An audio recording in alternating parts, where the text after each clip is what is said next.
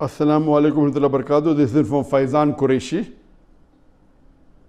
Faizan Qureshi, commerce student, Mumbai. In Islamic point of view, is plague haram or halal to eat? Also, Prophet did dua against the locust.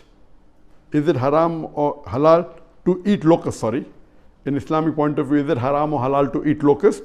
And also, Prophet did dua against locust. Locust is an insect. It belongs to the grasshopper family. One type of grasshopper family is the locust. And as I gave in the first or my second answer, I've discussed about the locust mentioned in the Quran. Is it allowed? There is no hadith that I see that says that locust is prohibited. And as far as my knowledge goes, that yes, you can eat locusts. And in some of the communities across the world, it's a delicacy. Locust is a delicacy.